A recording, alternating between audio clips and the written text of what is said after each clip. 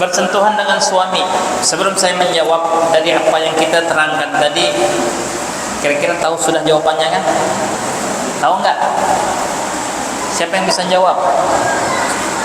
Ya. Gimana? Batal, ya. Karena apa? Jelas kemarin lah. Ya. Apa maknanya mahram tadi? Tidak boleh kawin dengan itu. Suami tidak boleh kawin. Tidak boleh maksudnya tidak boleh kawin bukan tidak boleh kawin dengan orang lain. Maknanya boleh dikawini tidak? Iya, suami saya justru saya panggil istri dan panggil suami gara-gara ada apa? Perkawinan. Iya tak? Iya. Adapun mengatakan ini kan mahram saya. Ada enggak tadi dikatakan suami di antara yang 18 tadi? Ada enggak? Mahram yang mengatakan suami istri mahram. Mahram ini artinya dalam bab ini adalah mahram ini yang diperbolehkan untuknya bersama dalam keadaan safar, bepergian. Mahramnya mau ke pasar siapa? Ya suaminya. Mahramnya umrah siapa? Suaminya. Dari 18 yang kita sebutkan tadi, 7 melalui nasab, 7 melalui persusuan, 4 dari perkawinan. Ada tidak suami mahram yang tidak boleh dikawini? Yang istilahnya kalau disentuh, tidak ada. Tidak ada. Hati-hati, ya hati-hati. Kalau suami ingin ke masjid, ya ditunda dulu. Apa kata orang cipika-cipiki kan? Anda tahu lah. Itu bilang orang. Anda tahu juga artinya apa? Paham-paham aja lah sudah. Baik salaman juga. Oh, mana rasa kasih sayang dan suaminya? Kalau sayang suami jangan bikin suami wudu 2 kali. Di rumah sudah wudu, di masjid lagi wudu. Sudah dilambai aja. Nanti kalau pulang, sudah terserah. Ya, jadi batal ya. Ya, ibu-ibu ya. Oh, masih ada yang ragu ini. Masih ada yang ragu. Batal ya. Bersentuhan dengan suami apa, Bah? Batal. Oh, enggak tahu. Dari dulu. Habis sholat baru bersalaman berdua. Ini belum sholat sudah bersalaman. Bolehkah orang menunda mandi wajib? Boleh. Boleh ya. Tapi seafdal-afdalnya kalau berhubungan ataupun bermimpi di malam hari, itu ringankanlah hadas besar tadi. Junub itu hadas besar, betul nggak? Ringankanlah hadas besar tersebut, paling tidak berwudu. Sebelum tidur wudu. Aku mandi nanti besok pagi aja subuh, mau sembahyang subuh sekalian aja sudah. Ya. Akhirnya mau tidur, ringankan hadas besar tadi dengan berwudu. Oh dingin cuacanya. Minimal apa? Membasuh kemaluan. Itu paling minimal sudah. Jangan langsung sudah. Udah tahu lagi sudah. Langsung aja tidur. Teler. Ya. Paling tidak wudu. Kalau wudu kedinginan paling tidak dicuci. Dan afdalnya itu segera mandi. Karena diriwayatkan bahwasanya para malaikat rahmat khususnya akan menjauh daripada orang yang masih dalam keadaan junub. Ya. Kalau masih dalam keadaan junub itu malaikat jauh. Ada yang bilang, "Oh, bagus. Malaikat maut jauh." Oh, malaikat maut itu mau junub enggak junub, kalau sudah ajalnya tetap dicabut nyawanya. Jangan mentang-mentang bilangnya kalau junub malaikatnya udah dekat. Junub aja terus. Biar tidak dicabut nyawanya. Nah ini pertanyaan yang berikutnya.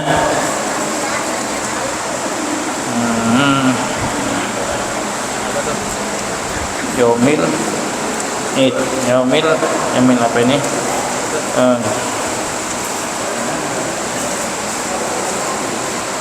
Apa ini? Yang saya tanyakan, istri puasa sunnah Senin Kamis, puasa yaumil bid 3 hari ya. berturut-turut. Jadi kata suaminya, puasa terus. Wah. Pertanyaannya rupanya sambil apa itu? Nggak tahu, semakin berlakon gitu ya, berlakon. Kata suaminya, puasa terus. Apa hukumnya? Oh, ini tanya pertanyaan di bawah. Ini cerita tadi hikayat. Puasa terus. Apa hukumnya? Ya. Kalau puasanya puasa sunnah, maka sunnah bagi istri tadi membatalkan puasanya. Ya, kalau suaminya mengajak membatalkan puasanya. Tapi kalau puasa wajib ataupun qadha tidak boleh. Ya, wajib Ramadan, Ramadan puasa, wah ini biar berkelahi lawan aja, karena puasa wajib ini mana boleh. Tunggulah sedikit, ini mau buka puasa sudah. Ini siang-siang. Nah, makanya kalau waktu sahur jangan makan yang kenyang, enak-enak. Tantangannya paginya. Maka puasa puasanya sunnah ya, sunnah artinya dapat pahala istri tadi kalau dia membatalkan puasanya. Hadis Nabi SAW bersabda, la yahillu limra'atin an tasuma wa zawjuha hadir. Tidak diperbolehkan seorang istri berpuasa. Puasa di sini guys bawahnya puasa sunnah sedangkan suaminya ada. Makanya izin.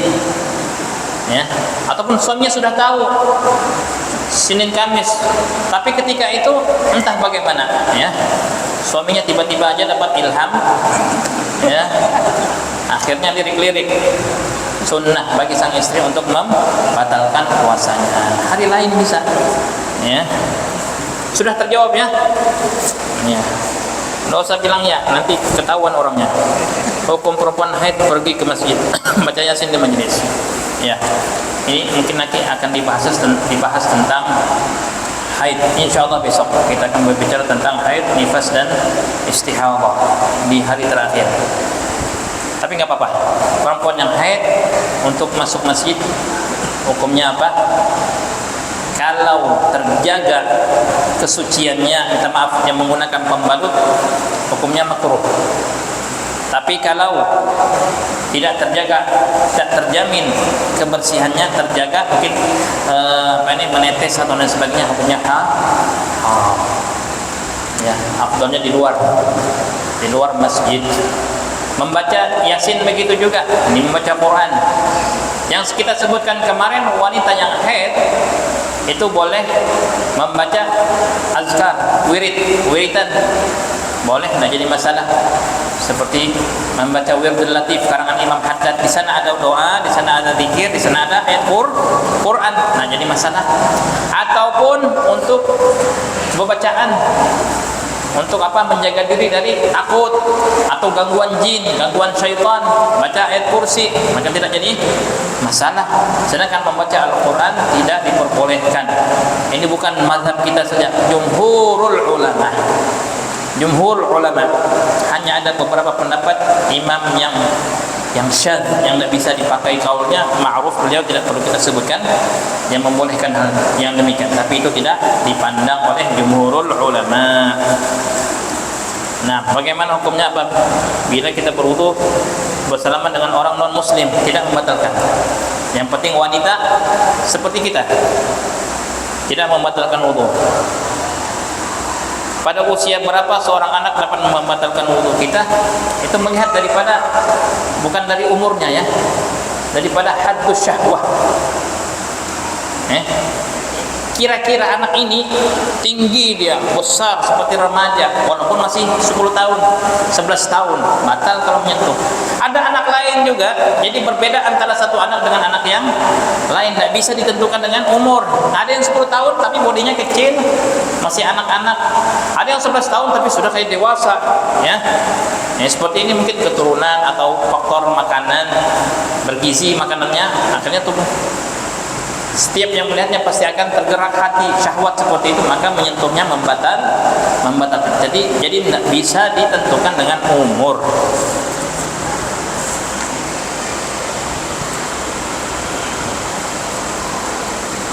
Ya, orang yang keguguran, apakah nifasnya sama dengan orang yang melahirkan? Sama, hukumnya sama. Insya Allah besok kita akan terangkan bahkan lebih mendetail lagi. Hukumnya sama ya, orang yang keguguran walaupun tidak yang dilahirkan bayi yang sempurna, segumpal darah ataupun daging ataupun cacat, maka darah yang keluar itu dinamakan nifas.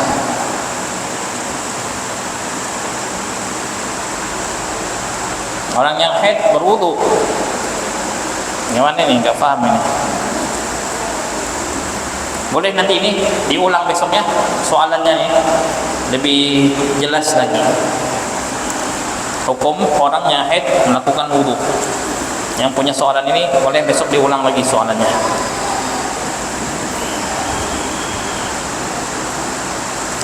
Ini juga, ini pembahasannya agak lama. Besok akan kita bahas. Biar kami pegang dulu ini. Apa namanya ini? Okay. Apakah anak pungut kalau bersentuhan dengan kita membatalkan?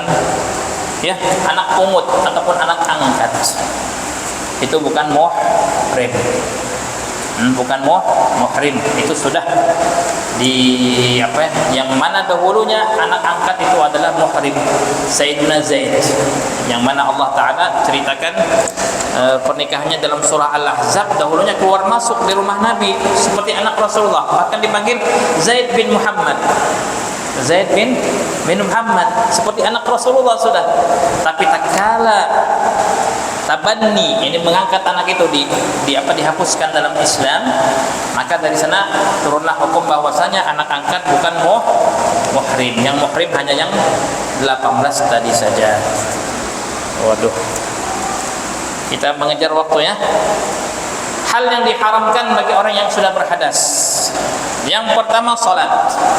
Orang yang berhadas ya, yang tidak ada wudu, maka haram dia untuk salat.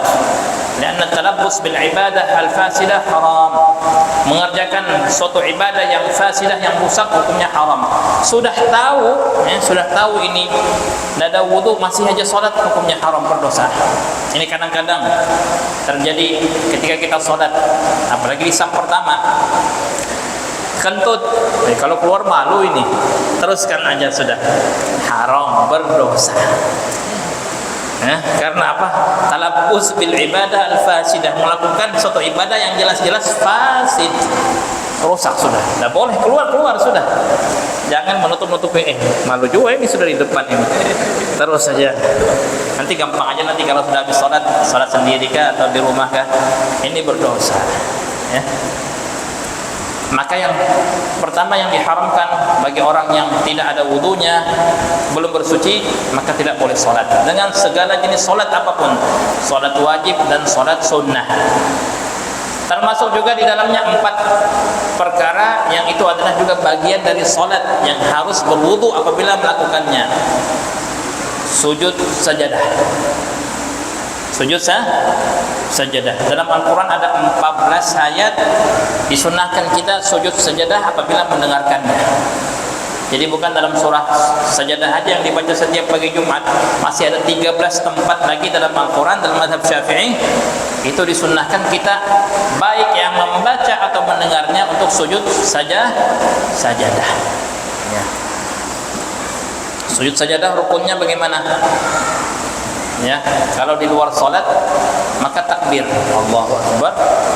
Niat dulu. 1, rukun pertama niat, yang kedua takbir, yang ketiga sujud, yang keempat duduk, dan yang kelima salam, yang keenam tertib. 6 rukun sujud tilawah. Dengarkan orang qari membaca, membaca surah sajadah, sujud kita di sini, niat Allah Akbar. Tapi syaratnya apa tadi? Dalam keadaan berwudu, dalam keadaan suci. Allah Akbar, sujud sekali, Allah Akbar, Assalamualaikum. Ini namanya sujud sajadah. Termasuk juga perlu wudu dan suci apabila mengerjakan sujud syukur. Sujud syukur ini disunnahkan apabila mendapatkan nikmat yang baru ataupun juga terhindarkan dari bahaya. Ya. Sudah di pesawat, sudah meliuk-liuk pesawatnya nih, dah turun karena angin kuat di bawah. Sudah panik, alhamdulillah bisa akhirnya mendarat dengan baik di Kalimarau. Sampai di mana lapangan langsung sujud. Sudah wudu? Belum. Nggak sah. Harus wudu dulu. Ingin sujud syukur, baru dapat anak, sujud syukur. Makanya heran juga. Ini kalau orang main bola, gol, sujud syukur. Entah sudah wudu atau belum. Apa sudah wudu sebelum main, kan sudah siap-siap, ini sujud syukur pasti kita menang ini. Ya. Dan sujud tilawah, sujud syukur itu sama dengan sholat, baik dari segi bersucinya, berwudunya, dan juga segi tutup auratnya, dan segi daripada menghadap kiblatnya. Mentang-mentang gol sujud syukur, pahanya kelihatan, mana sah? Tidak sah sujudnya, ya. Kalau yang di rumah, tim pendukungnya boleh, ya, karena apa? Mungkin bercelana panjang ataupun bersarung. Ini pemainnya celananya pendek, sujud di tengah-tengah lapangan, nggak apa-apa, lapangan suci. Cari kiblatnya mana? Tapi bagaimana? Kok celananya pendek? Tidak sah sujud syukurnya, tidak sah. Termasuk juga bagian dari sholat adalah sholat jenazah. Harus berwudu. Sholat jenazah juga harus berwudu. Dan yang keempat adalah khutbah Jumat. Khutbah Jumat tidak sah kalau khatibnya tidak berwudu. Kalau lagi khutbah batal, antara dua, digantikan ataupun cepat-cepat berwudu sambung khutbahnya. Tapi dengan syarat antara khatib tadi turun berwudu kemudian balik lagi itu tidak lebih daripada kadar 2 rakaat yang ringan. Kurang lebih 2 menit lah. Ya, 1 rakaat semenit, 2 rakaat 2 menit. Kalau lebih dari itu turun ya ke WC dulu. Kami dulu berak sidin. Bulik itu diganti aja, sudah diganti aja khatibnya, sudah expire, sudah kada yang lagi kadar luarsa, lebih dari kadar 2 rakaat yang ringan, putus sudah, tidak ada mualah. Baik. Yang kedua yang diharamkan bagi orang yang berhadas adalah tawaf. Tawaf di mana? Di Baitullah. Satu-satunya rukun dalam haji yang disyaratkan dalam keadaan suci dan berwudu adalah tawaf. Wukuf tidak berwudu tidak apa-apa. Mabit di Muzdalifah tidak berwudu tidak apa-apa. Mabit di Mina 3 hari 3 malam tidak jadi masalah. Melontar tidak berwudu sah, tidak apa-apa. Ya. Sa'i begitu juga tidak wajib wudu. Tapi kalau tawaf, baik tawaf ifadah, tawaf wada', tawaf qudum, tawaf umrah, keempat tawaf ini disyaratkan harus berwudu. Ya, kalau ibu-ibu enak pakai kaos kaki, kaos tangan, tidak jadi masalah. Kalau bersentuhan ketika tawaf dapatan, kan kita sebut tadi, kalau ada pelapisnya batal nggak? Nggak batal. Yang susah nih laki-laki nih. Tapi itu, ini solusi supaya tawafnya mudah dan tidak payah. Tersentuh, aduh, berwudu di mana sekarang ini? Ada yang bawa spray, keluar sedikit dari rombongannya, spray, berwudu, lanjut lagi.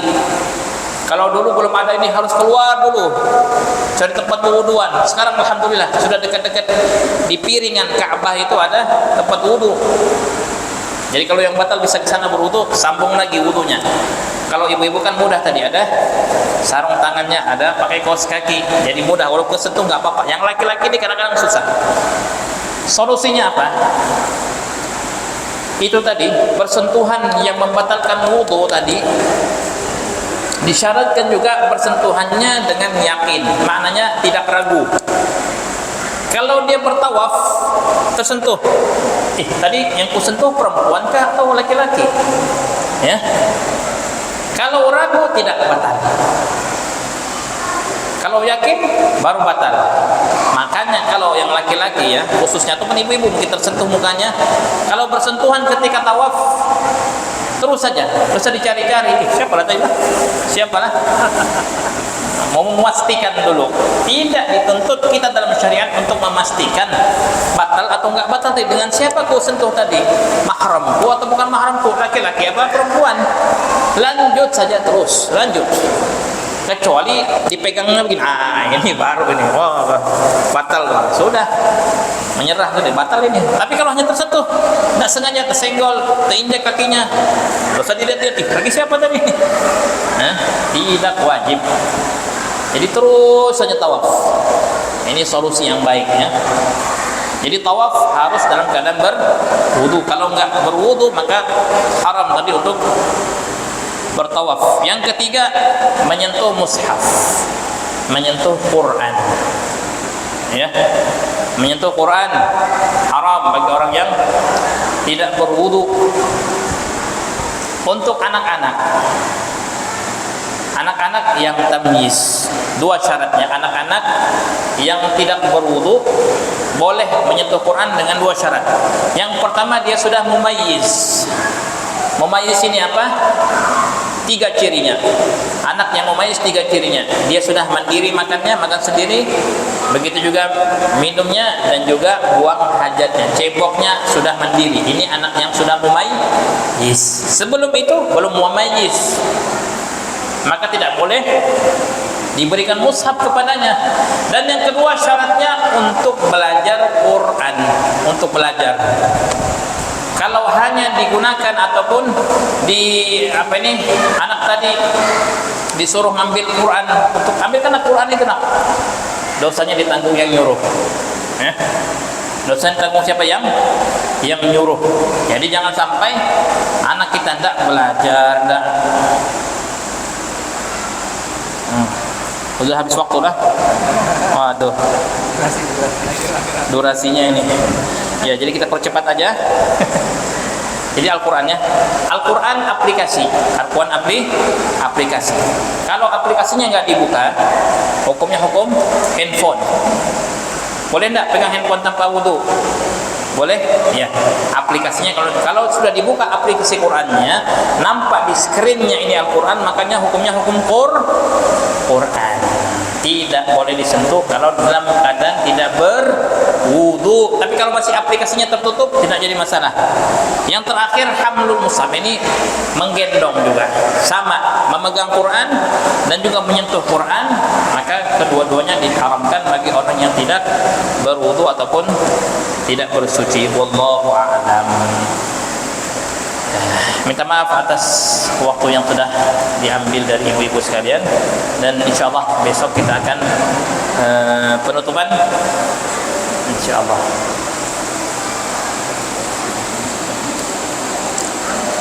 Kita doakan aja.